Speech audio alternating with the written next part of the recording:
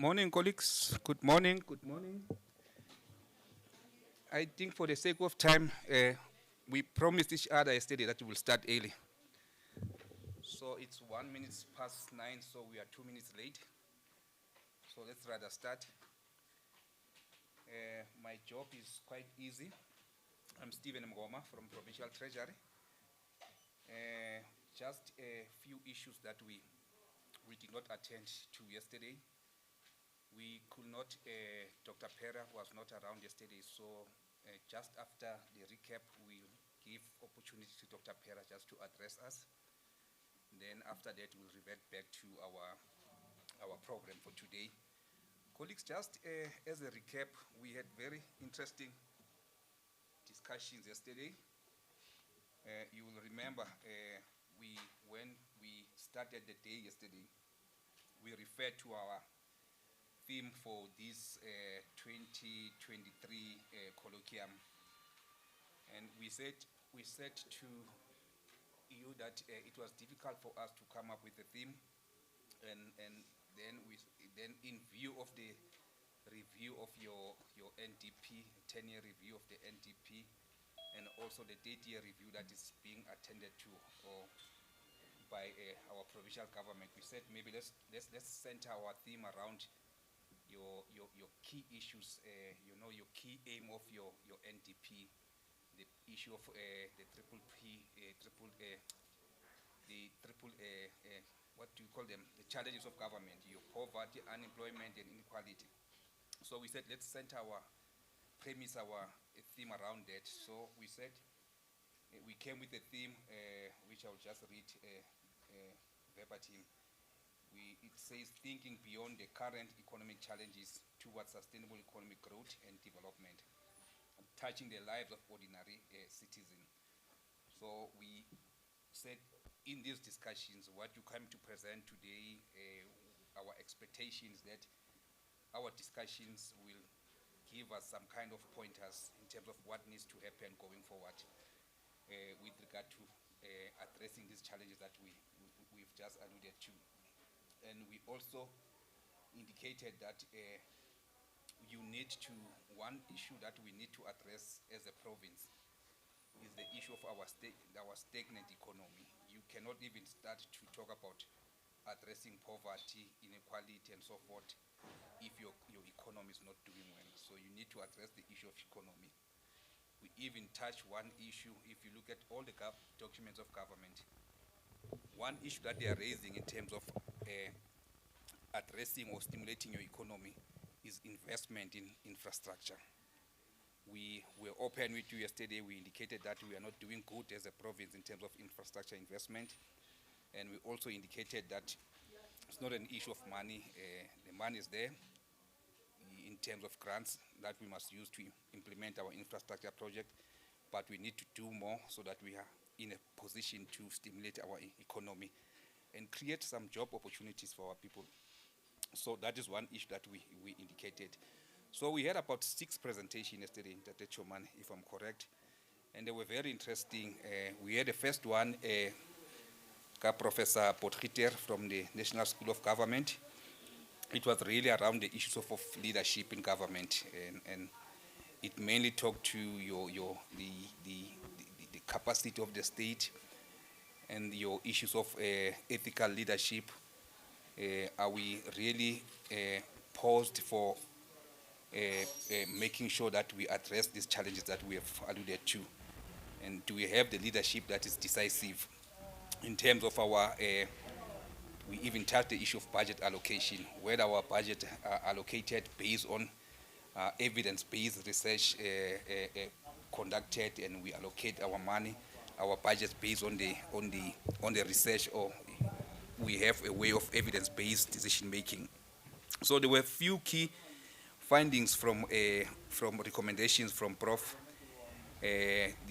One of them was the issue of to identify and understand problems and questions of the researches, and the issue of making sure that we develop and make use of you understand your strengths, your weaknesses, and what are your opportunities and threats that you can your opportunity that you can develop from your threats, and make sure that you have better space in terms of making decision and addressing the issues of poverty and unemployment and inequality in the province.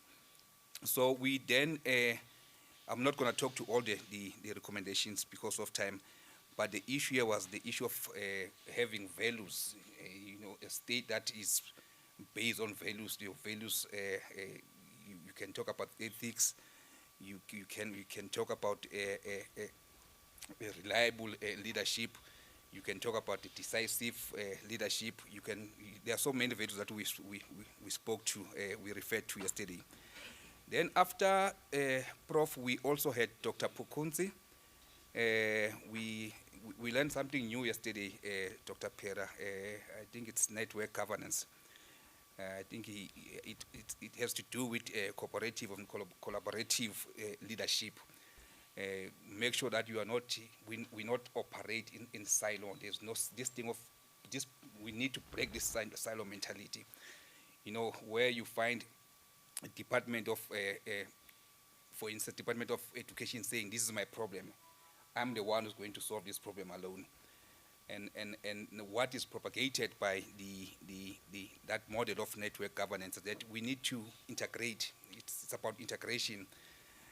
She also made example of how we approach the issue of Jagersfontein. It's an issue that was not only for one department, but it needed integration. And what is interesting also, she compared your IDP and also your DDM, district development model, indicated to us the similarities and differences between the two. So it was very interesting. We indicated yesterday that we'll share the papers with all the colleagues who have attended, even those who are attending virtually. So there are few recommendations there. The importance of network governance to build an interdependent relation, sharing of resources, skills and expertise, flexibility in terms of leadership. But one issue before I move to the next one that she raised was I think she advised us that we need to be careful, guard against this self-centered leadership that thinks knows everything. You don't listen to anyone. It's your weight, and your weight it's just it's my weight or the highway. You take my weight, or you take the highway. So she was very brutal in terms of explaining that issue of leadership. That we need to have some mind shift in terms of our leadership style. And if you look in our departments, you have young colleagues who have just joined us. Some came in as interns, some who have just been appointed. So these guys, the way they approach things is not the same as me, who has been in government for the past 30 years. Because when I say to you, I want you to go and do 1, 2, 3, 4, 5, and you must do it this way, they will say, but why I must do it that way? It's a new way of doing this thing. So we need that paradigm shift. Be open to the new ways of doing things and move away from the old style of doing things. I think we always talk about, we preach the issue of efficiency, but we don't walk efficiency. That's the problem with us. We always talk efficiency, but we don't walk efficiency. So the next presentation, colleagues, that we had which was very interesting also, from Tate Masiho from Nedbank, our Nedbank economist, our provincial banker. It was very interesting. He raised a very lot of issues in terms of, one issue that was interesting for me was that this notion of South Africa is a failing state. He explained very well that that is not the case, and he also gave some examples in terms of what is happening in the country. You have international companies coming to invest in this country, so you can't have such big corporations coming to the country if South Africa is a failing state. So he gave us quite a number of examples. The Bosolantis, which has just declared that they are going to invest in the country. Your investment that has been made by Ford around Pretoria. So a lot of them that he has shared with us yesterday. And in that discussion of Dr. Mangtate Matsiho, there was an issue that was interesting, Dr. Pera, the issue of your township economy and your formal economy. So, even yesterday we sat here until very late, and that issue was a very topical issue. We discussed that in detail, and there was no common ground actually. So we even said it's one topic that needs to be followed. Those who are doing research, you can still go deeper in terms of understand classifying the issue of is there something called township economy? What is the difference between the township economy and the informal economy? So it's a contested area, that one. So, but it was very much interesting, those discussions. So we then had a very technical presentation by Dr. Mokwena. I think it had to do with the issue of inflation, the relationship of inflation and your investment, and also the government debt. It also reflected. You will know that we have our Reserve Bank. In terms of our inflation targeting, we have a band of 3 to 6. So he gave us so many scenarios to explain the relationship between government debt and the movement in terms of inflation. If your inflation is above 6%, what would be the relationship? What would be the impact on your government debt? If it's within the band, what is the relationship between the two? So it was very interesting discussion, but very technical. I'm sure it was very interesting for the colleagues who are technical in this space. The last two presentations that we had was from Chulu Muderapula and Ndate Moahludi, almost the same presentation, talking about informal economy, township economy. As I indicated earlier on, that one raised a lot of issues, very long discussions, and one of the findings that we received from that was given by Ndate Chulufelo was that we need to recognize the informal traders in the townships. So there must be a recognition of this. It's an economy that is going on, but the question is that how do we classify it? Do we name it township economy? People they are saying we should not call it township economy because we are kind of propagating the historical stereotypes.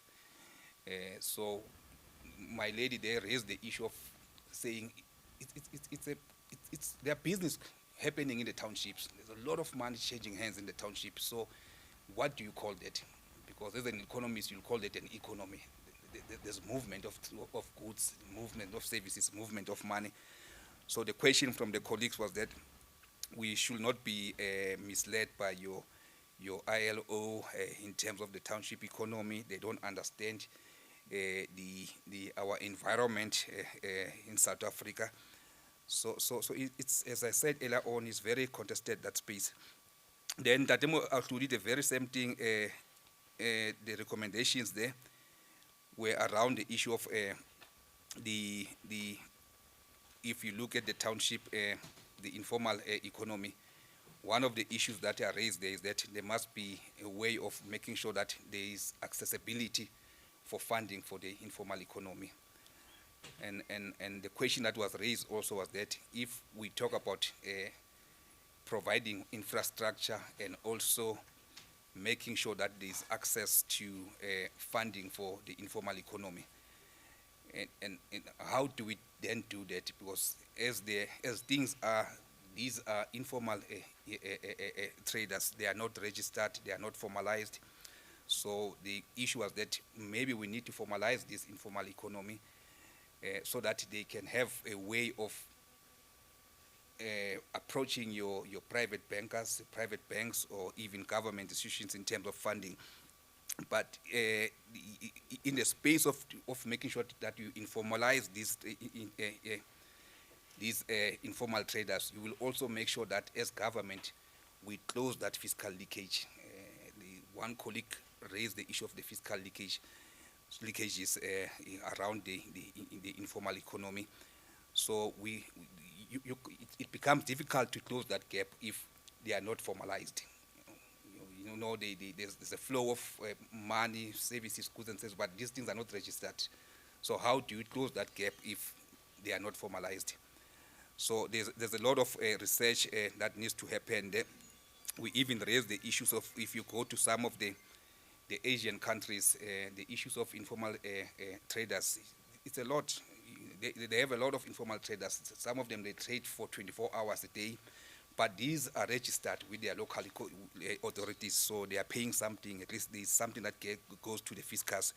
Hence, you find that their local authorities, at least they provide infrastructure for these informal traders. But in our case, they are not formalized, and it becomes also difficult. Colleagues were raising the issues that some of these informal traders, how do you really formalize them, and how do you really assist them in terms of funding? Because most of these informal traders, they are not from South Africa, they are from other countries, so they've taken the space in terms of the informal trading. You can go to town, there's evidence of that. So colleagues, those were the issues we will share. I might not have spoken to all the recommendations. We just decided to take one or two. So we'll share the presentation today. And Tate Chomane, I was hoping that, I think we missed one thing. We could have asked for the memory sticks for about 4 to 100, so that we could have given them formally to the colleagues loaded on a memory stick. So unfortunately, we did not do that. Our apology for that. So colleagues, that is the recap of yesterday. I hope I did not miss anything. So without further ado, maybe Tate Chomane, if you agree, we will then move to Dr. Pera. Is that the case? Okay. Dr. Pera, the space is yours. Dr. Pera works for the Free State Provincial Government colleagues in the Office of the Premier. So he is our colleague. He's going to take you through he was supposed to be part of the first, was it the first session of yesterday, Dr. Chomane? Yeah, so Dr. Pera, this platform is yours. I'm hoping colleagues, looking at the time, I think we'll be finished on time today.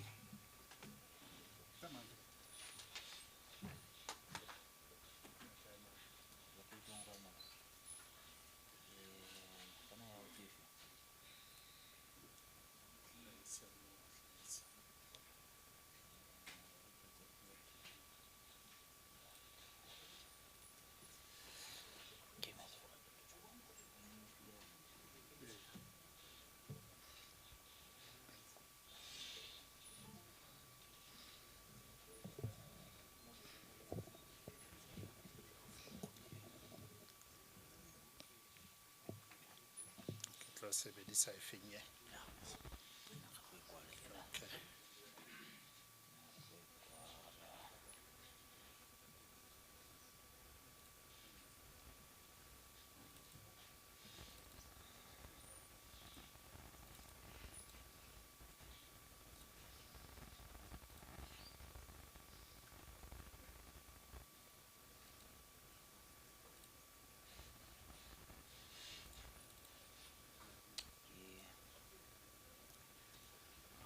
Yeah, yes, continue.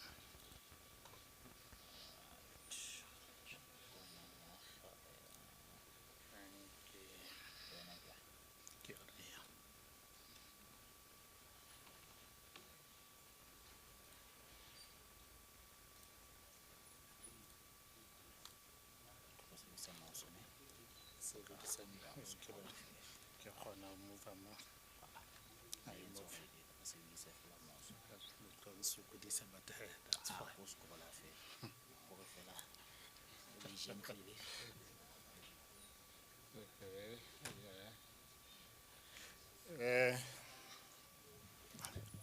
Good morning, colleagues, and I'm sorry for yesterday. I think life happened.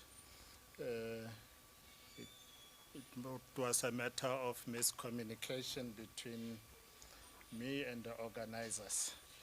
But I'm here, and I can hear in Tate Mngoma that I have missed a lot in terms of intellectual intercourse.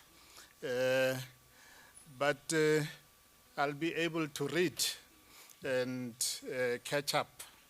You see, I think I have chosen to speak on this ethical leadership issue from a controversial perspective.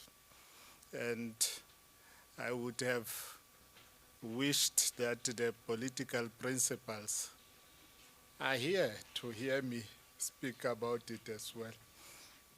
A few years back, when Professor Sangweni was still alive, we shared a stage in Joburg at a conference. We were speaking about restoration of integrity in appointment processes within public service. And I made some of the similar statements I'm going to make, and after that he asked me, did you say you are an active public servant? I said yes, and then he said, but what you were saying was career limiting. I said, I haven't experienced that. I have always rose through the ranks despite my opinions. So I'm not going to moderate them today. Colleagues, I've chosen to, within the Colloquium's theme, but I've chosen to title my presentation as the revival of revolutionary consciousness and morality as a foundation of the ethical leadership culture for a transformative public service. And there's a reason why I chose this.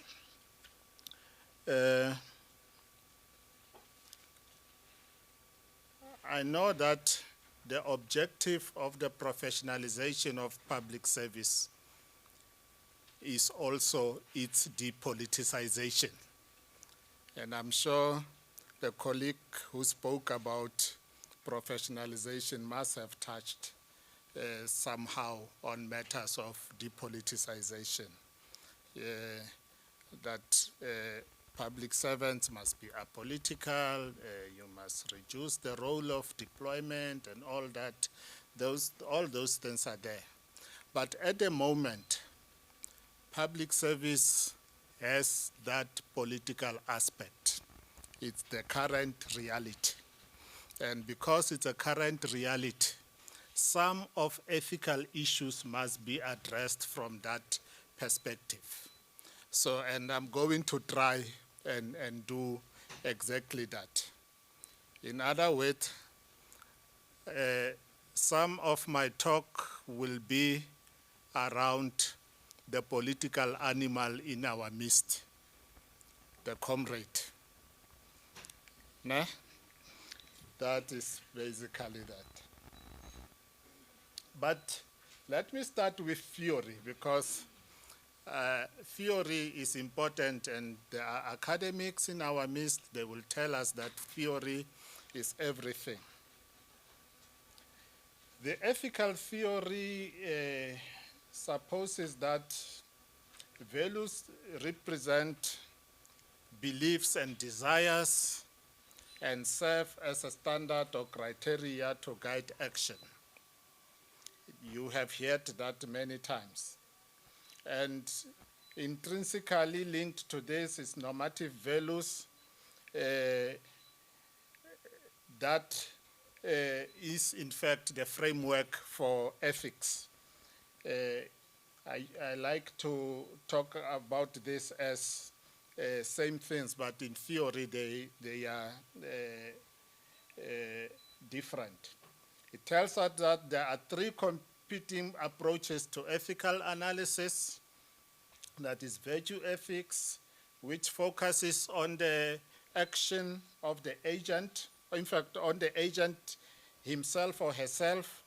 Deontological ethics, which focuses on the act, and the consequentialist ethics, which focuses on the result of the action itself. So I'm going to address this, but I want to say these ethical theories are interlinked, and they are not mutually exclusive.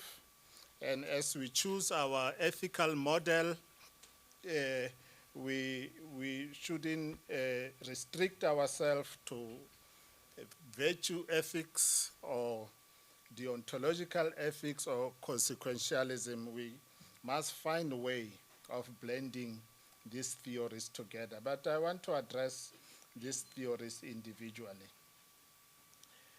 Virtue ethics is an Aristotelian concept that tells us that there are three conceptions to define virtue ethics, which is virtue itself, practical wisdom, and flourishing. These virtues generally are considered constant and once attained are relatively permanent features of an individual's character that direct his or her actions. For instance, a person with a virtue of kindness will tend to act with kindness in every appropriate situation, irrespective of the costs of doing so in any situation, and will be kind to all sorts of people all the time. These virtues are not innate, but acquired by habituation and socialization. In other words, they are teachable, they are transferable through lessons, they are transferable through observance, and so on.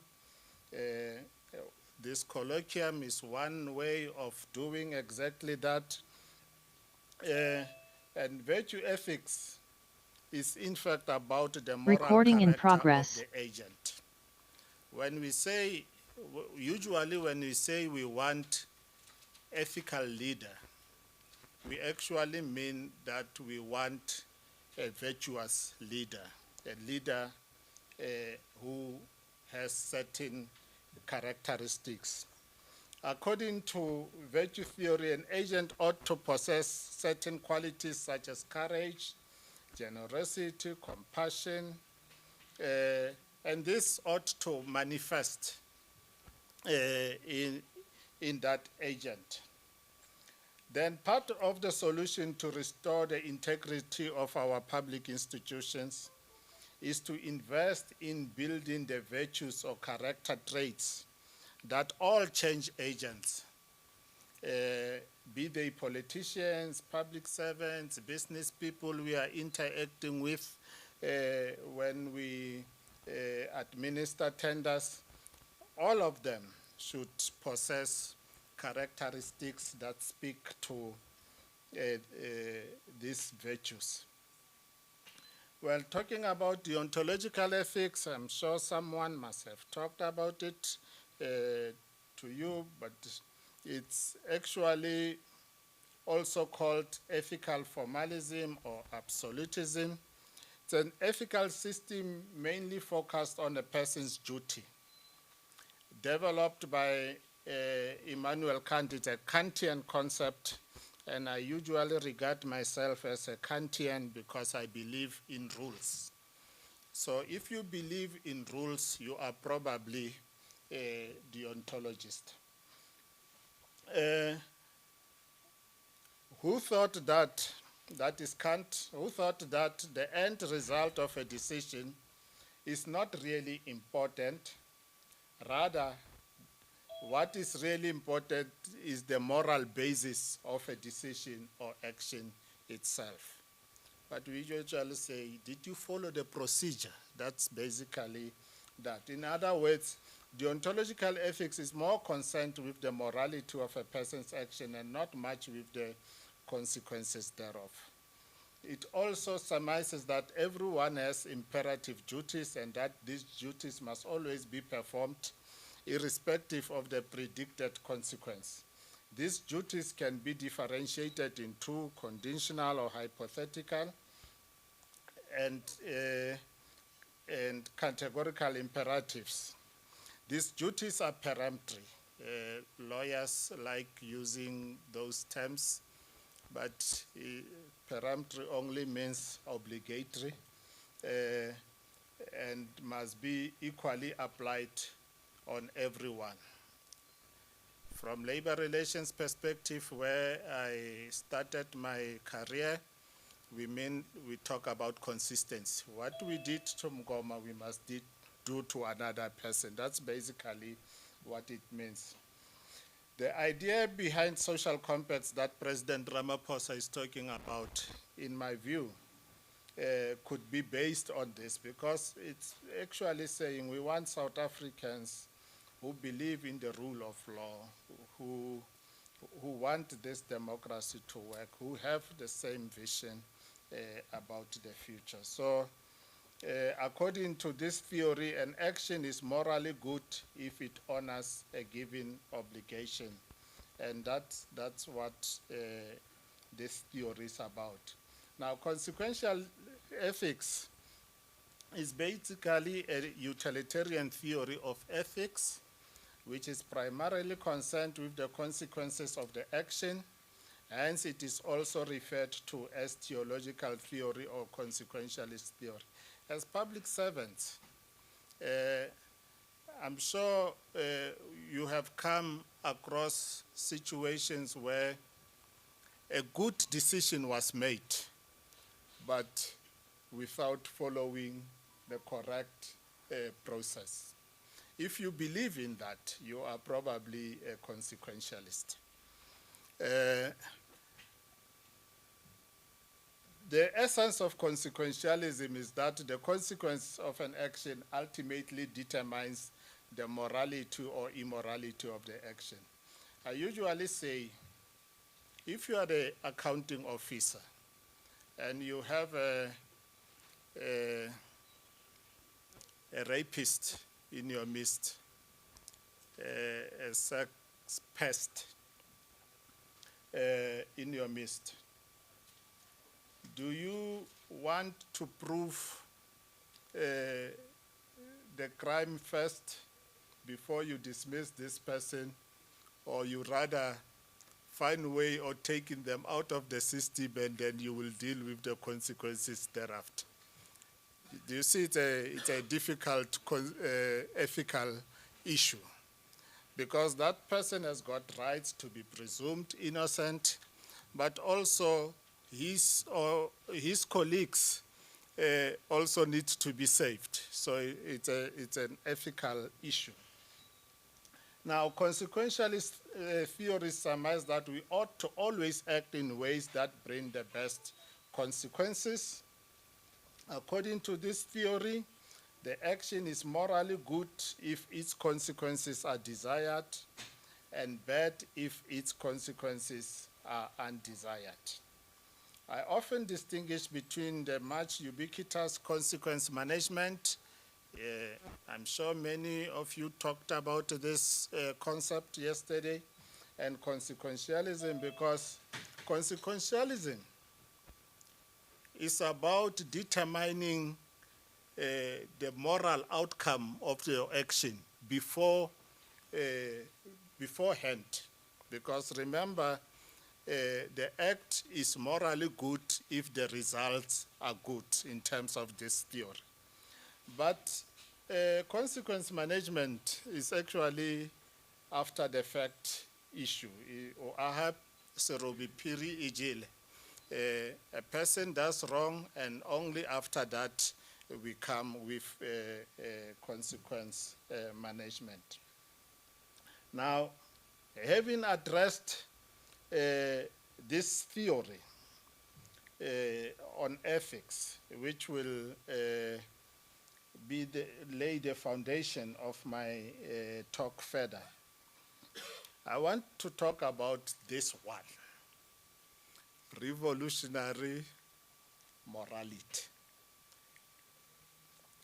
Our ethical theory, one ethical theory we scarcely bring to the forth when we talk ethics, because usually we talk ethics from professional point of view, is the concept of revolutionary morality.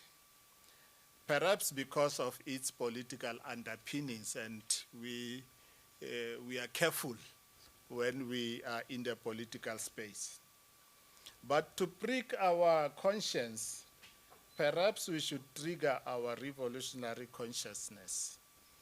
That is those who have it, you see.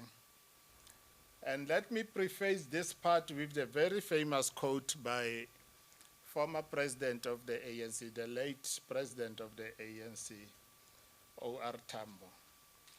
He said in 1977 in Angola, "Comrades, you might think that it's very difficult to wage a liberation struggle. Wait until you are in power. I might be dead by then. At that stage, you will realize that it is actually more difficult to keep the power than to wage a liberation war. People will be expecting a lot of services from you. You will have to satisfy the various demands of the masses of our people. In the process, be prepared to learn from other people's revolutions. Learn from the enemy also. The enemy is not necessarily doing everything wrongly. You may take his right tactics and use them to your advantage. At the same time, avoid repeating the enemy's mistakes."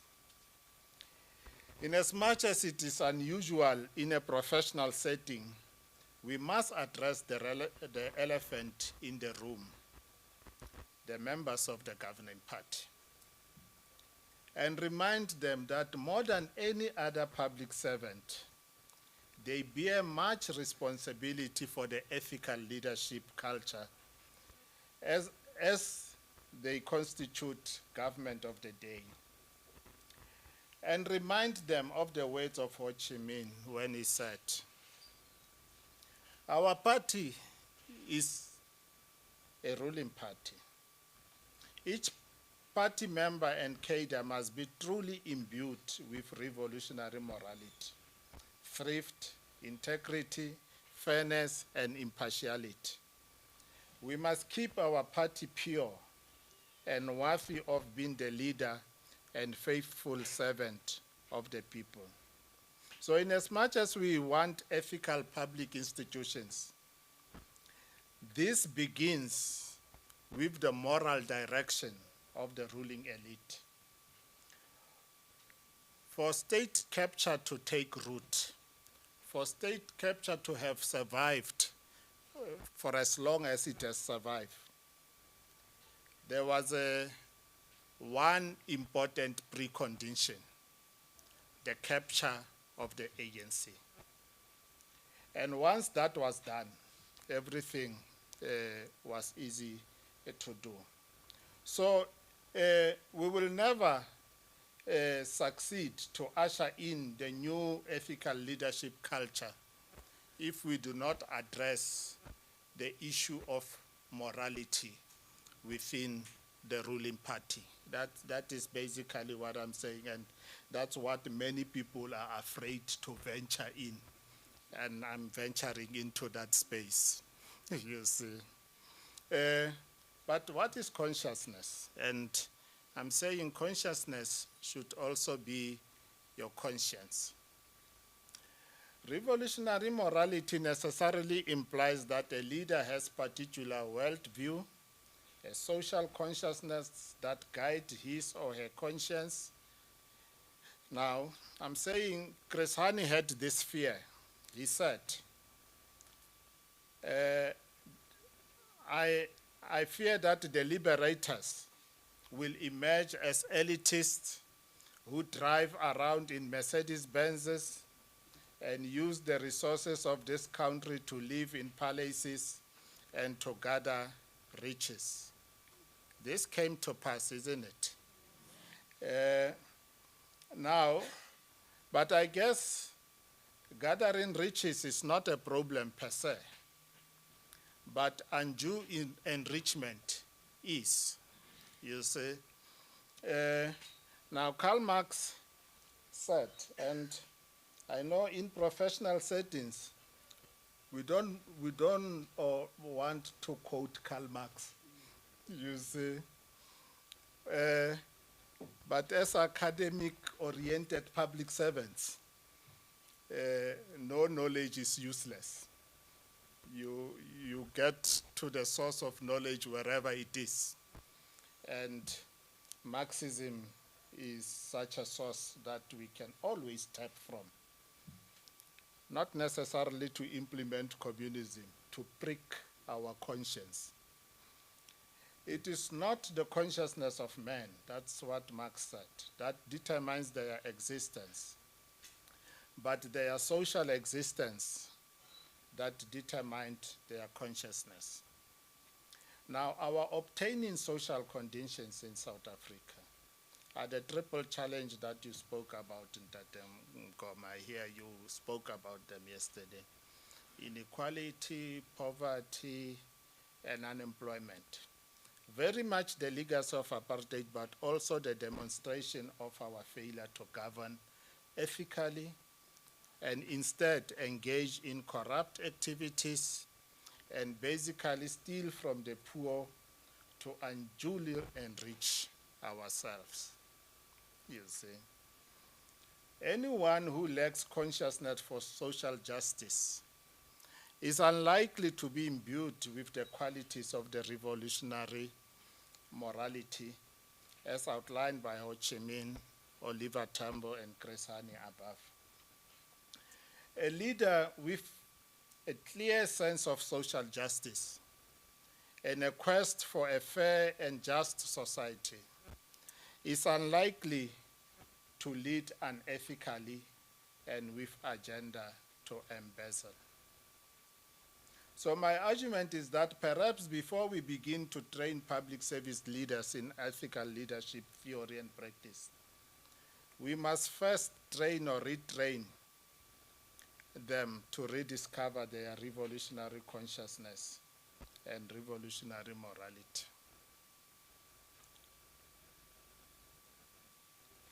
Now, I want to talk about transformative constitutionalism in pursuing this frame I have adopted. The South African Constitution embeds the revolutionary morality because essentially ours is a transformative constitutionalism. That is, it is the process of using the values set by a constitutional framework of a state to usher in a change in the social, legal, economic, or political systems. We have the duty to realize the socio-economic rights embedded in Section 26, Human Settlements, Section 27, Healthcare, Food, Water, and Social Security, and Section 29, Education. That is the essence of our constitutional democracy. Well, many people focus on Chapter 2, the human rights, equality, you know, those, even people who study postgraduate degrees, they like to focus on Chapter 2, the primary rights, you see, but the so-called secondary rights, which are socio-economic rights, are ignored. And in my view, I'm saying, if you ignore these rights, you cannot call yourself transformative. In fact, you are working against the transformative agenda of the Constitution. Transformative constitutionalism is very much a South African concept. It was born in 1998. It was developed by Carl Clare. Professor Carl Clare was an American academic, but who came to South Africa specifically to study our constitutional model. And he described it as a transformative constitution because it has got long-term goal of social, legal, economic, or political system. So it is our concept, despite that the late professor was a foreigner. Section 195, I'm sure many colleagues spoke about it. We know it. It says our public administration must be governed in terms of those principles of high professional ethics, efficiency, economy, effectiveness, development orientation, you name them. That's what it says. And this is one section, in my view, that places our constitution into the transformative mode. Achieving all these constitutional injunctions requires conscious leadership, not self-serving leaders. Conscious leadership is one that fosters these values and principles within the public administrators. And mutatis mutandis, a lawyer in me always comes out within society at large, you see, because public administration is a microcosm of the society at large. In fact, the reason why corruption is so much tolerated is because the society tolerates it. You see, so we are simply a small world of the bigger world that tolerate these nefarious activities. When I'm out and not in a position, I will campaign on the ticket that I want to remove that corrupt person. But when I'm in there, I will do that because I will tell you it's my time to eat, you see. So that's basically what I'm saying. But no one can become a conscious leader and revocrat. This concept of revocrat is important because it only means a transformatory public servant. Unless they are imbued with revolutionary consciousness and revolutionary morality. Corporate governance of public administration, I have composed this theory, or if you want. You people talk about corporate governance of IT, corporate governance of this. I said there must be something called corporate governance of public administration. And here it is. Basically, it's applying Kin 4 principles in public administration. That's how I define it.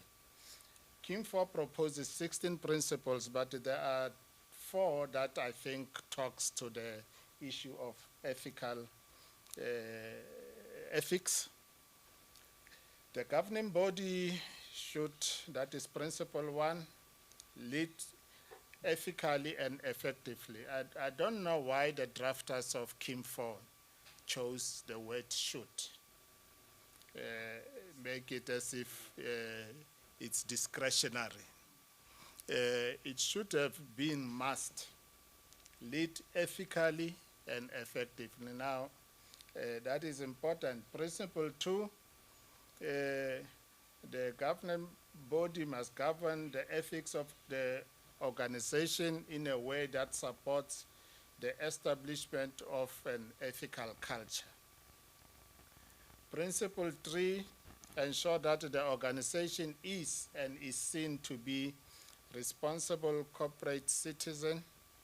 This program of Premier called Letsema can be thought of in terms of this principle. Principle 13, the governing body should govern compliance with applicable laws and adopted non-binding rules, codes, and standards in a way that it supports the organization being the ethical and good corporate citizen. So basically, these 4 principles address our business here today.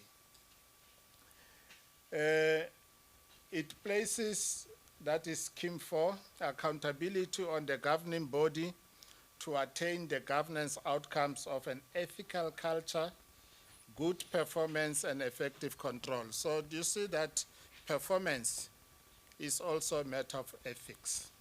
Achieving the results is a matter of ethics, you see. So if you fail to achieve the planned results, that cannot be ethical governance. In fact, Kin 4 defines corporate governance as the exercise of ethical and effective leadership by the governing body. And I find this definition very, very deep, because there are many, many definitions of what corporate governance is. But we in South Africa, we decided to say it is the exercise of ethical and effective leadership by the governing body. We didn't define it as complying with the laws and all that, because it follows that if the leadership exercises ethical and effective leadership, the rest shall follow. So that is key. In a sense, Kin 4 is a blueprint for ethical transformation of organizations. It requires revolutionary leadership imbued with a revolutionary consciousness and morality. There's the concept again. If you do not have this social consciousness, you will not like Kin 4, despite the fact that Kin 4 comes from the business. You will not like it because you do not have consciousness. You do not feel the pain if there is poverty and there is unemployment. You don't feel it. So that is the thing. Now, important thing that must happen is thought leadership for ethical organizations. It cannot be gainsaid that to mitigate, even eliminate the corrupt practices in our workplaces, in our organizations, we need to have employees and management who espouse integrity and high ethical standards, men and women who are fit and proper. But this requires attuned thought, intellectual leadership on matters of ethics within our public institutions and society at large. A thought leader on ethics must ensure the following: that there is leadership commitment, set the tone at the top, and lead by example, walk the talk, and importantly, ensure consequence management. It's easy to talk ethics, but it is not easy to lead by example. So we need that kind of commitment. We need mainstream ethics to mainstream ethics. You know? We need to mainstream ethics, like you like talking about mainstreaming gender and so on. So mainstreaming ethics means that you ensure integration of ethics in business strategy, work processes and procedures, and place ethics as a standing item on meeting agendas in the organization, in our organizations.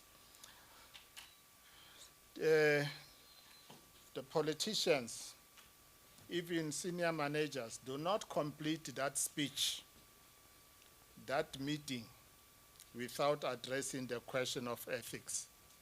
Even if the topic is totally unrelated, find expression of ethics in that, because that's what mainstreaming ethics is. To be effective, a leader must remain intellectually engaged with the rest of his stakeholders. Tatem Goma, you spoke about network governance. You said Matt Pukunzi spoke about it, that this is the essence of it. Engage stakeholders. Network governance supposes that government is not going to do everything by itself, but government is going to be the steerer rather than the rower Ka kere ke ntse ke nepa monga topic, mefokotsi, you see. But that is important. Engaged stakeholders is actually network governance. In the last few years, when we started talking more about interventionist government, it was probably from Polokwane, but also lately people are talking interventionist government. This concept of network governance took backseat because people wanted the situation where government is doing things itself. But network governance says, no. You will not be able to do that. You rather mobilize all the stakeholders and you lead them. And you can only do that if you have a vision and a mission that all the stakeholders buy into, so that you are able to apply network governance. In South Africa, over the last 2 years, we have not been able to conclude social compact between business, labor, and government at NETLAC. And I wonder at local government level, where there are multifaceted stakeholders, how that is going to happen if we're failing at a high level. So is network governance possible without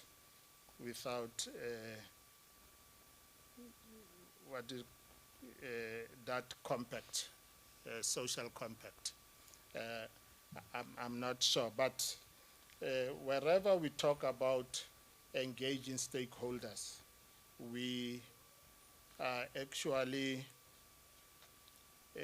raising up the importance of network governance as part of our governance framework.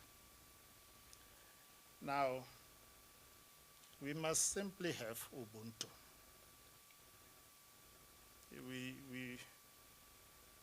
We must simply just be humane. This is something that is natural to majority of us, you see, and we can put it as part of the government framework, as part of ethical framework. Liman Gibwe, a Liberian peace activist, says, Ubuntu means I am what I am because of who we all are. Archbishop Desmond Tutu said a person with Ubuntu is open and available to others, affirming of others, does not feel threatened that others are able and good, based from a proper self-assurance that comes from knowing that he or she belongs in a greater whole and is diminished when others are humiliated, or diminished when others are tortured or oppressed. I find this very apt. But I like this one of Steve Biko. I like going to the revolutionary consciousness. Steve Biko said, great powers of the world have done wonders in giving the world an industrial look. But the great gift still has to come from Africa, giving the world a more humane face. But before we start giving the world humane face, have we seen how our people live in our squatter camps, in our informal settlements, in all those places?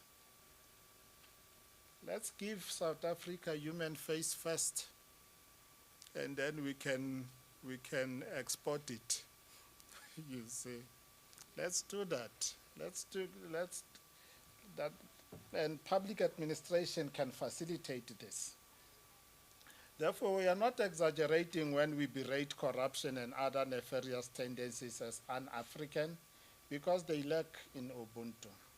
So Batupili principles are important because they provide the professional setting for Ubuntu. We need to know that. We need attuned revocratic leadership because attuned revocratic leadership must ensure that we have caring organizations. You know, I've decided to put it like this because we are a number of departments, we are a number of organizations, we've got entities, so I didn't want to speak of it as if it's one institution. Attuned leaders must ensure caring organizations, and that those organizations are also learning organizations, that those organizations are fair, that those organizations are rewarding.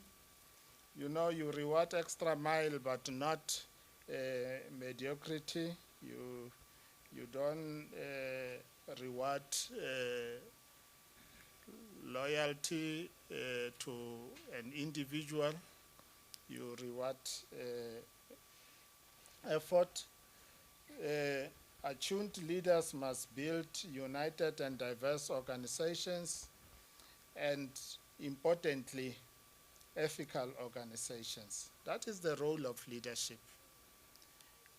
If you are ethical alone as a leader and you do not transfer this into the organizational culture the way one is suggesting, then ethics will live with you in the next election. Ethics will live with you with your next appointment or with your retirement and all that. So you have to systematize ethics in the organization so that they become the culture of the organization, not your individual preference. So, ladies and gentlemen, I think I can't repeat this. I've already spoken about Batupili. It is important to internalize these values in our organizations so that we have a conscious leadership that can establish ethical culture in our organizations. Thank you for listening to me. I know I speak very slow, so it would have been unethical of you to sleep through my talk, you see. But thank you very much, and I wish you the conclusion of the day that is fruitful. Thank you very much.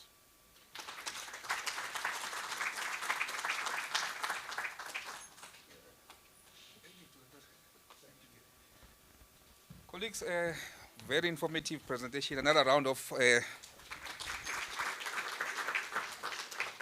thank you very much, Dr. Pera. We really appreciate your presentation today. We've learned so many things. For me, I was not even aware of the term revocrat. So I've learned something today. And you know, one issue as you were concluding, Dr. Pera, in our we've embedded that in our interviews within Treasury. So as part of, we don't really score that question, but as part of our interviews, we always raise the issue of Batupili. Can you tell us about 4 Batupili principles and explain them? It's so surprising. Most of the candidates are failing on that one. They are really failing on that one. Batupili. You get to a government office, a person behind the counter is serving you so rudely, and just above his head is Batupili principles. So we are not living, but so I do agree with you. We need to live these values. Colleagues, that is the a presentation by Dr. Pera. One other issue that I think catch my attention, Dr. Pera, the issues of the public servants. We need employees and management who espouses integrity and high ethical standard. You talk about men and women who are fit and proper, but I added something on that. I said men and women who are proper and have revolutionary morality. So I'm really impressed by your presentation. I think I will be reading it over the weekend again. Colleagues, it's our Q&A session. I'm sure you have noted a lot of questions, inputs, comments, additions. By show of hand.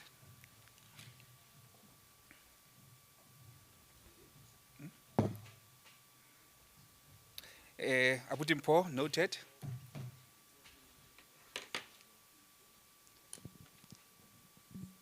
Me Kesong. We're going to have a test now. We're going to ask one by one to give us the values of Batupile and just explain one or two of them.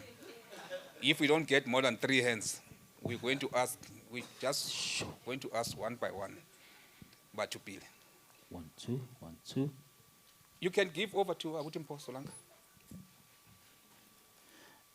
Thank you very much, Modula Stulo.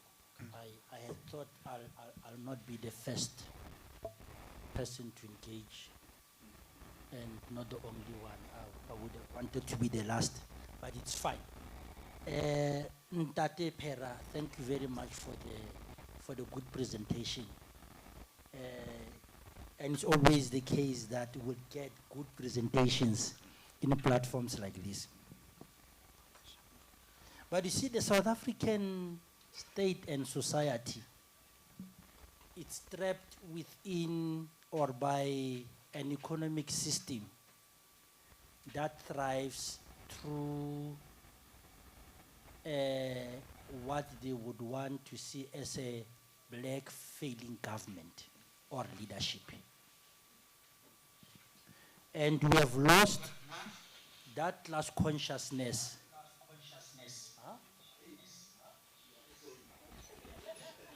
Colleagues, I thought you were fixing this thing.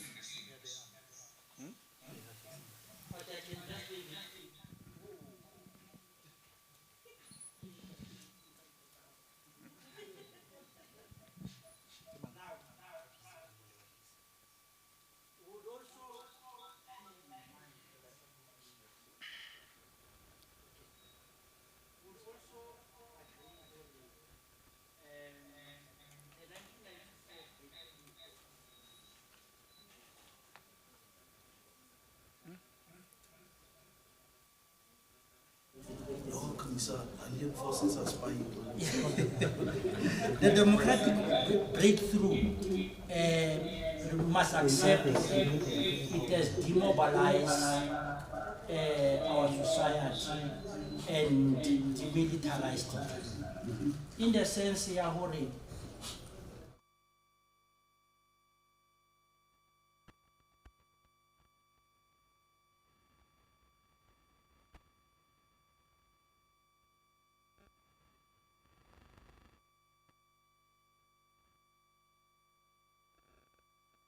and ensure that the captains of the industry that are actually continuing to maximize the profit at the expense of everyone.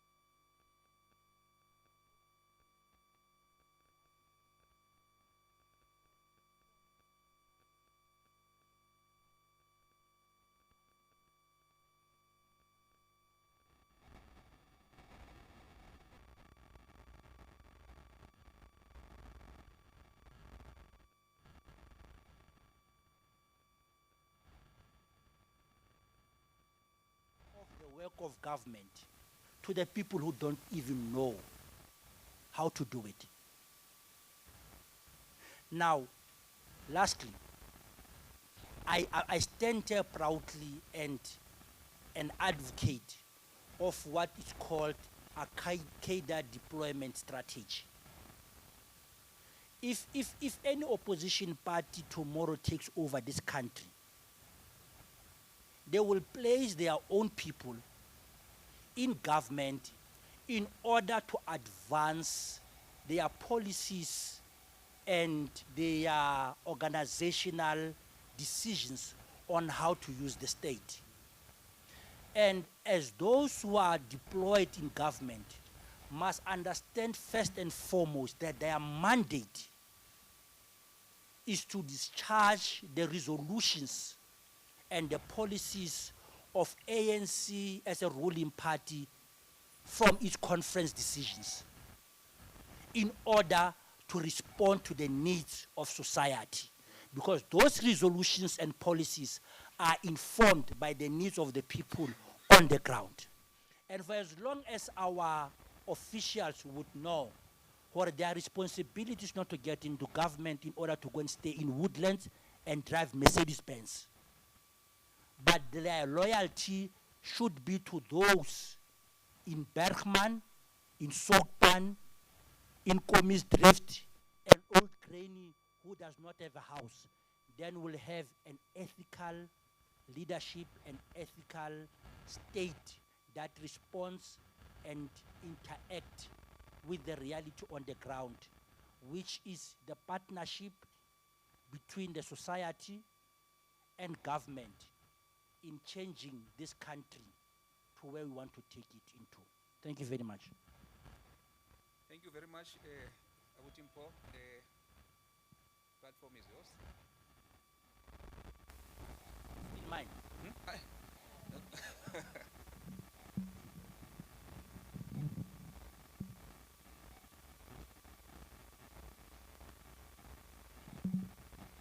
Thank you so much, Dr. Steve. I'm Bulani Pitso from the Office of the Premier, Performance Monitoring and Evaluation. And I don't know if this is a comment or a question, but I want to appreciate the presentation of Dr. Pera. And to a greater extent, I share the sentiments through his presentation.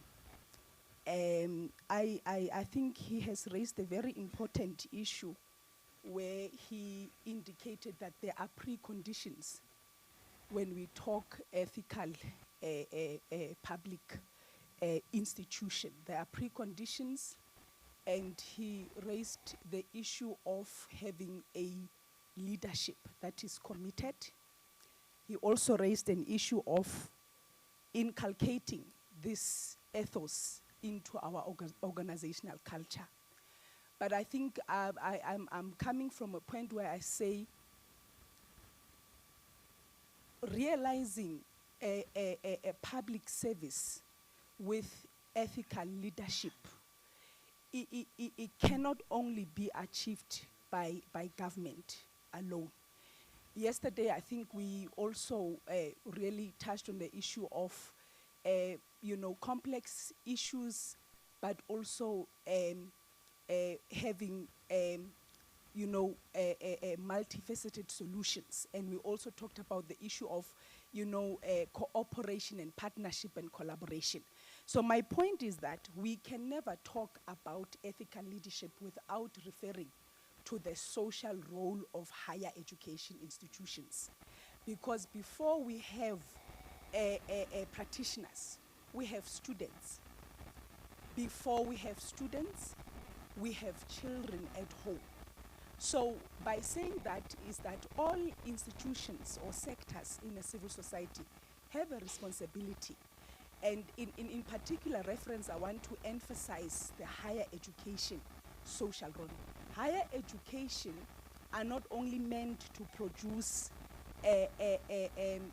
graduates with discipline-specific knowledge, but there is a need for the curriculum to be realigned to stimulate the social consciousness of our graduates. And if we don't impact from that level, we will forever have this problem, because before we have practitioners, we have students. So somehow there needs to be an adaptation or realignment within the higher education. Even the basic school system, they have a responsibility to lay a foundation for higher education institutions where this ethos, where this graduate attributes, which is a common concept that is used now, are infused into the curriculum. I think I just wanted to highlight that. Thank you. Thank you very much, Dr. Pizzo. Colleagues, yesterday a question was raised around why is it difficult to have these ethical public officials, public servants.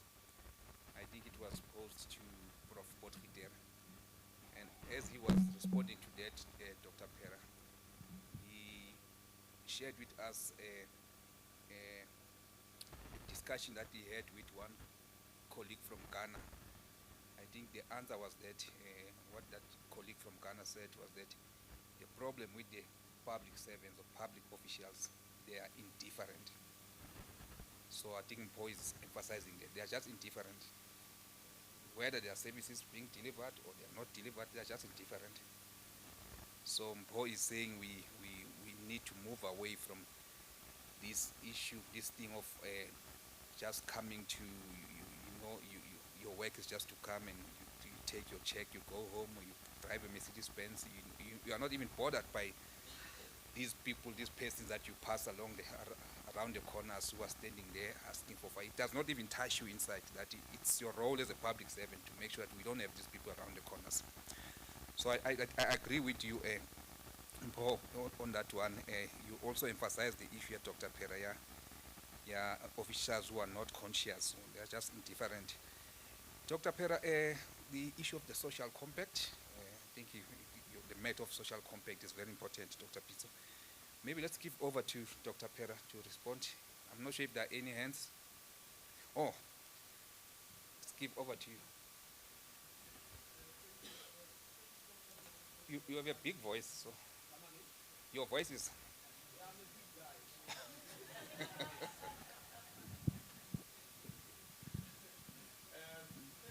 Pera, for the enlightening discussion, very, very informative indeed. Maybe quite confusing to some of us. Maybe you'll remember when the ANC led in the 52nd conference of the ANC, when they did not want Thabo Mbeki to speak in Polokwane. It was because they were worried that when he stands in front and present, he will confuse the masses. So I think you also confused me. but thank you very much. I learned a lot. My worry is we learn about all these nice concepts, all these things that seems to be coming to extend literature, servant leadership, democratic leadership, now ethical leadership. But the question purely is, what kind of leadership do we now need in South Africa? Or if I'm a potential voter next year and I want to go vote, forget about the 1969 Murokorocho conference and all the stories and everything, because those guys are dead. Kaizana Tambo is dead. Stephen Bantu Bigwa is dead. You mentioned Chris Hani, he's dead. All those guys are dead. We are left with you guys who are academics telling us about all these sorts of leadership and the theories about leadership. But I want tangible answers to say, hey, when you vote next year, this is the kind of leadership we are looking forward to in the new dispensation. These are the people that we want to see leading us, not the people that would read from theory and tell us. Because, of course, the theory of leadership suggests that each and every situation demands a particular kind of leadership. But I want to be assisted to say, hey, this is the kind of leadership we need as we go forward. South Africa now needs this kind of leadership. And we should be looking for such, because we are looking for answers. Sometimes politicians like Bondate Pera will tell you that, hey, we don't have, or we've got a leadership crisis in South Africa. Now, I don't know what does leadership crisis mean. All that I know, Bondate Pera also, maybe if you could also help here as a lawyer to say, is there an intersection between ethics and law? Because I believe something that is ethical might not necessarily be legal, and something that is legal might not necessarily be ethical. So, but I'm just saying, maybe as we are schooled around these theories and all these things, maybe towards the end we should be told, so that I can go tell my grandmother to look for that kind of leadership as we go for elections. I thank you. Melanie, I nearly forgot. Your hand was up also.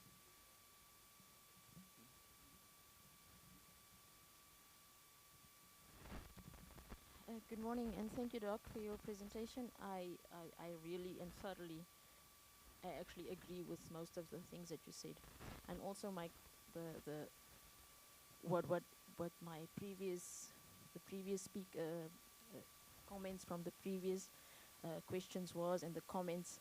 I totally agree.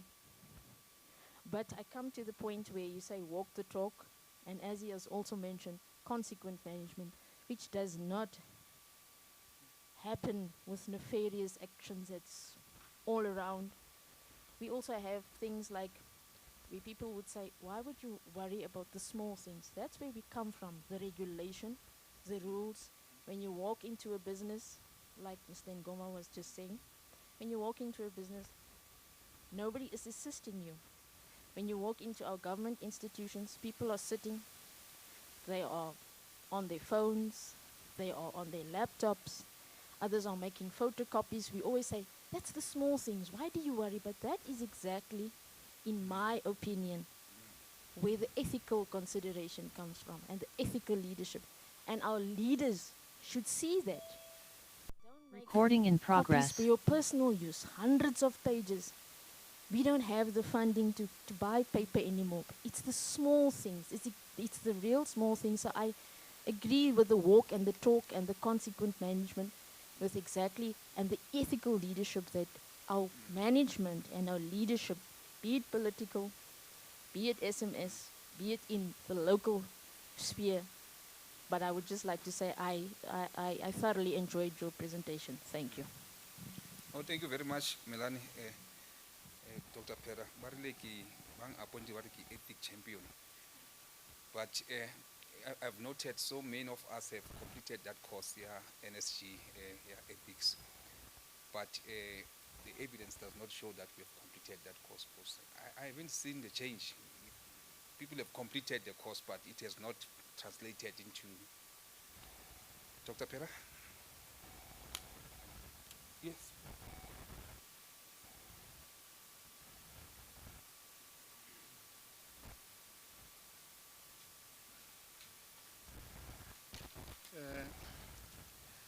No, thanks, colleagues.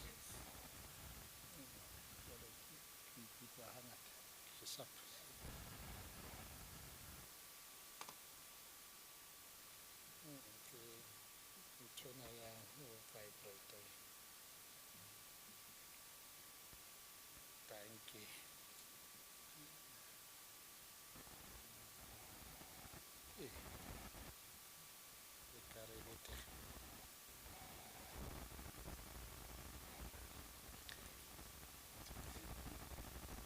CIA.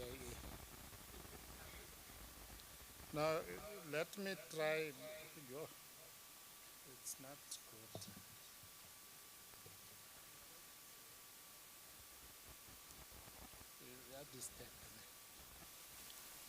Colleagues, let me start with the issues raised by.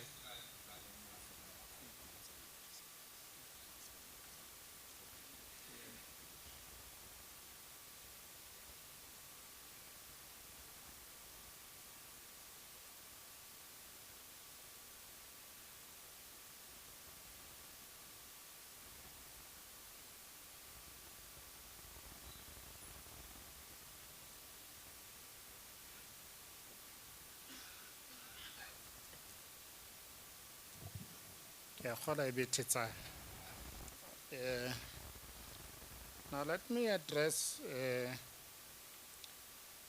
only one matter that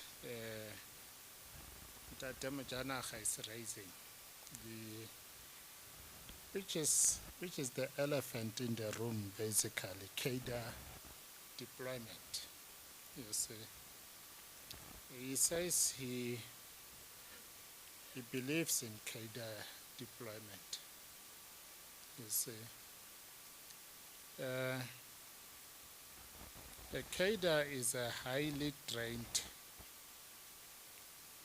person. And if cadre deployment, if it's a correct concept, I know that ANC doesn't like the prefix of cadre to deployment. They just say, no, we don't have cadre deployment policy, we have deployment policy. You know? But if it was done properly when the democracy was still very popular, nobody would be objecting to it.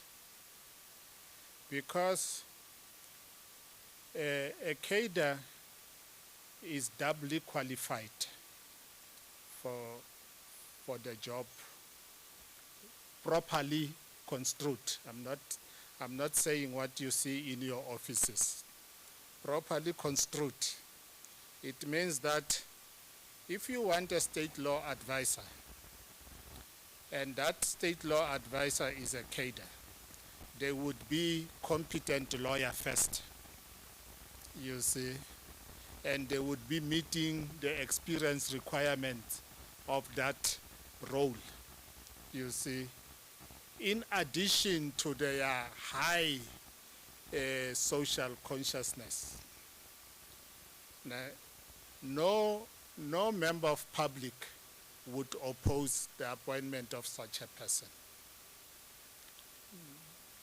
But if we redefine it to mean that membership is qualification, then that is where it went wrong, you see.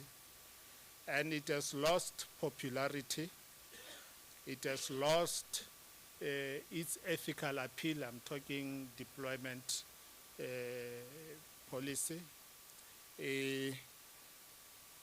People have lost trust in it. In fact, people have lost trust in those who apply it. Therefore, you have the situation where a good thing is now morally questioned out there, and you do not have answers. Even those of us who are able to find all academic theories to support the idea of deployment, we do not have too many practical examples of its success. But there will always be, it doesn't matter. South Africa is not a one-party ruled state. You have provinces governed by other parties, at least one. You have municipalities governed by other parties. So there will always be the issue of political appointment in one way or the other. In South Africa, we have not regulated this space. In America, they have regulated it. They have 3 levels of senior management. The first level is political appointment, and it's known. You come with this president, you live with him or her. In America, it has always been him. So you live with him. And that applies only to that. And the 2 other levels, it is professional appointments, you see, that kind of a thing. So we have to think about regulating political appointments in our public services, because it's a reality. It's not going to go away irrespective of who governs. So let's rather regulate it in our Public Service Act. Let's rather regulate it in any other employment practices, so that it's something that is not done in secrecy. Yes, we need to do that about it. Dr. Peter, my colleague, yes, ethical public service is not the function of government alone. I think I've already said that it is actually the matter of society, because we source public servants from society. And society itself must be indignant about unethical conduct, about corruption, and so on, you see.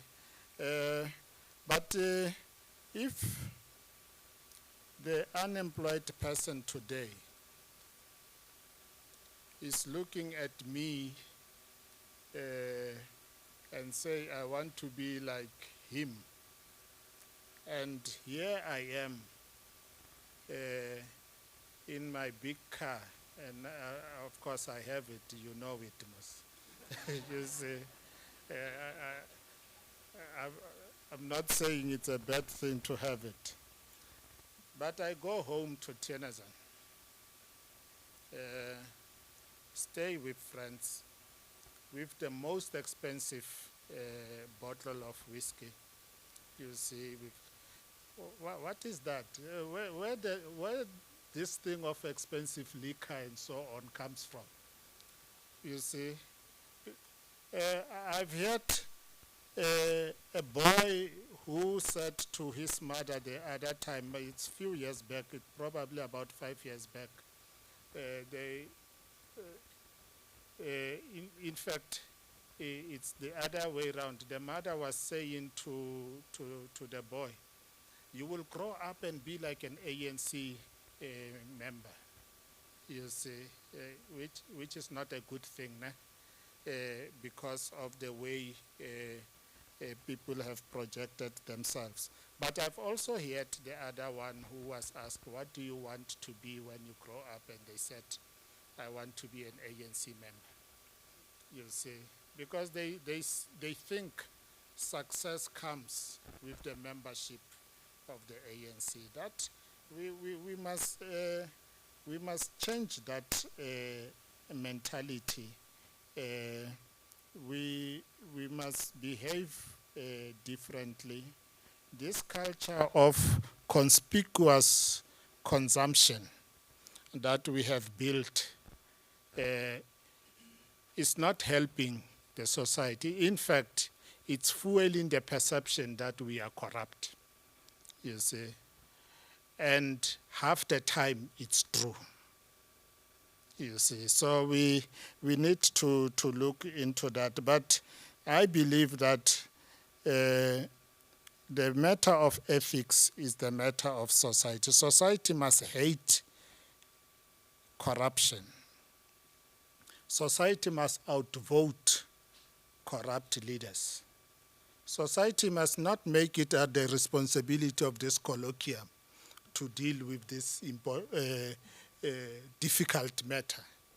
And they just look and complain.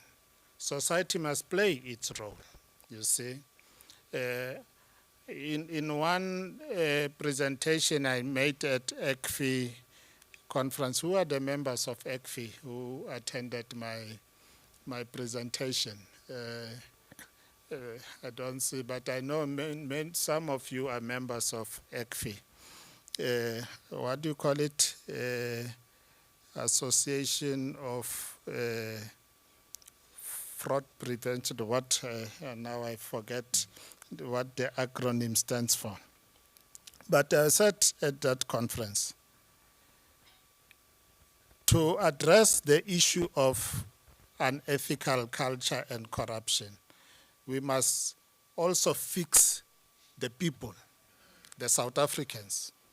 They must take their responsibility. They mustn't make it our problem in conferences and so on. They must do that. So I believe that it is a matter that needs to be done. Dr. Ramorana, why Untenulang? Because now I didn't come here as a politician. Of course, there is that element in me, you see. But I like pretending that I'm a professional and an academic, you see. And I'm not sure if it is ethical, you see. But because I have this, you can call it double agenda, if you like. That's why I'm able to speak freely and have no consequences following me. You see? And maybe something that you might not want to try. But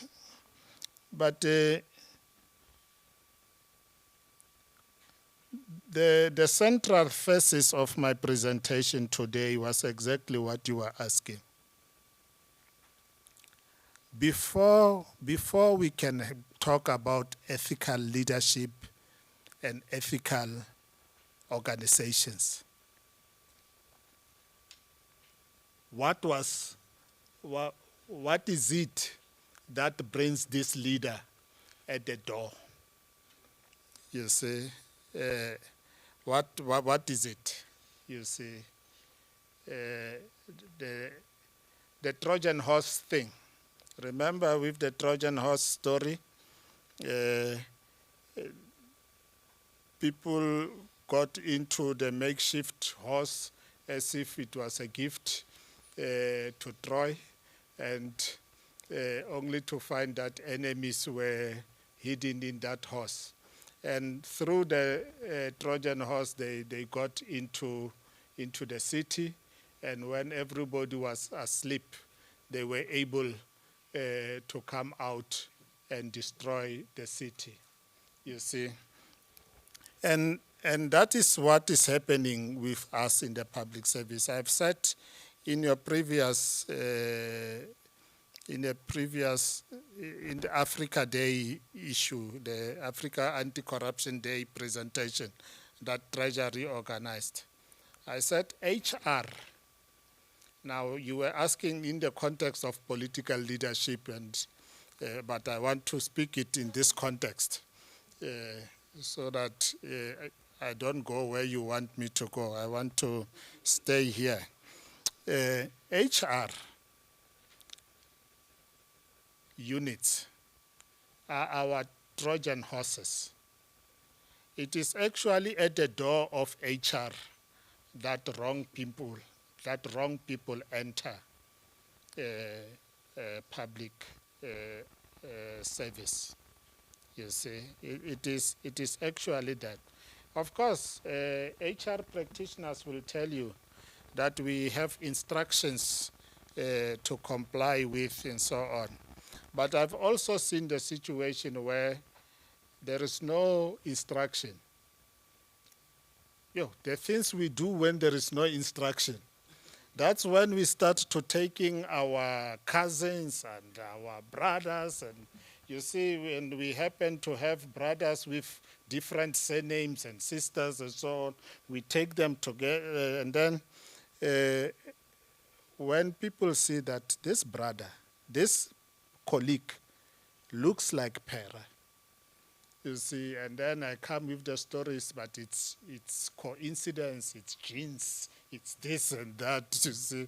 But I have employed my brother, you see. That is where, you see, deployment gets us bad people, but also what is considered professional processes done unethically can also bring wrong people at the door. So we have that situation. both ways. We have situations where political deployments can bring us wrong people. They did, you see. But I've also seen the situation where the professional side of things bring nepotism. We must find a way of addressing it. But the important thing is, before you start thinking of ethical organizations, what is your moral frame? What is your consciousness? You see, because I'm saying you can only receive ethical training if you have this social consciousness. If you don't have it, you will never be ethical. That's what I'm saying. Ethical for what?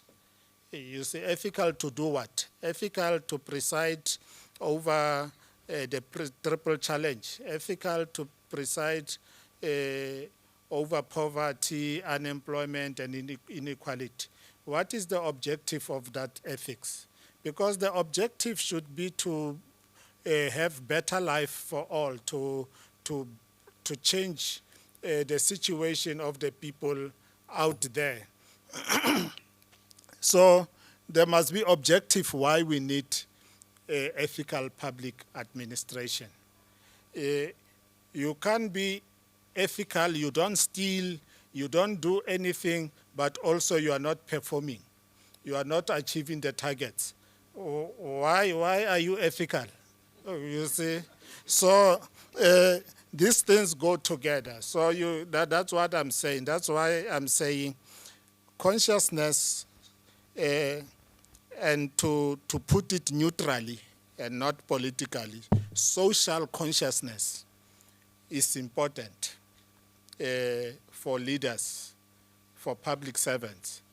And only then you are able to train them into this ethical culture we want to promote. So there is a precondition for that, and that is a point I'm saying. Thank you very much. What did I? No, there was a colleague that said it's Melanie. Yes, that's true. I want to just address the issue of consequence management. At some point I was saying, maybe we like to formulate concepts or words to avoid the reality of what we need to do, you see. So let's not use nice English of consequence management. Let's say if you are corrupt, you'll be dismissed, you see, and then that's what must happen. If you are corrupt, we will report you to police, you see, and so on.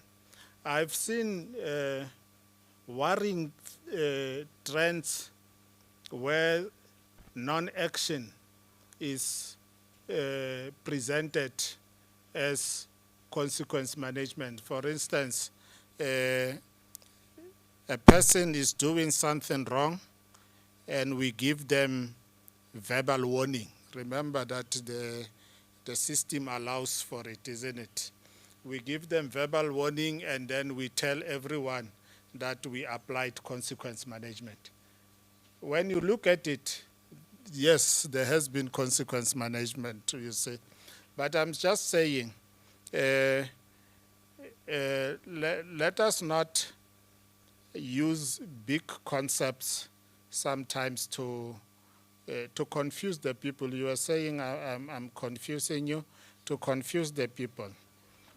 What is consequence management? Consequence management must mean that you will be relieved of your duty if you are corrupt and unethical. That's what it must mean. I know it's a accounting concept. It doesn't come from, it's not a legal concept. We know what we mean by dismissal in the legal fraternity. But our audit and finance people didn't like those harsh words, and then they came with consequence management, you see. They are the ones, and I don't like talking about other professions, and then they come. They are the ones who say, you must disclose irregular expenditure in your books, and if you do so, then it's fine. You can get your unqualified report. Oh, accountants, what are you doing, man? You say, why do you hide wrongdoing in public? You see, you disclose it, and once it's disclosed, then it's okay. You see, so there are those things that those of us who come from the legal space, we don't understand them. But accountants like them, you see, like consequence management. But if it means that people must be kicked out when they have done wrong, then I support consequence management. Thank you.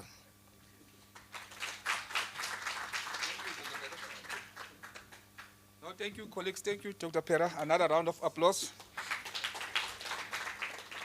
Colleagues, we getting back to the agenda as it was planned for today. And we will be in the hands of my colleague from Office of the Premier, Dr. Pizzo. She will. Okay. So that will be moderated by Dr. Pizzo. So I was consulting with her now that we running late. Can we maybe, if you do agree, can we have a 10 minutes break? Then we come back 11 o'clock. Then Dr. Pizzo will take us through. Are you in agreement? Okay, thank you.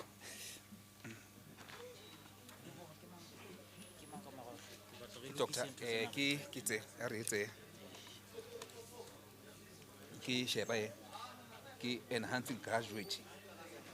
enhancing graduate employability. Okay.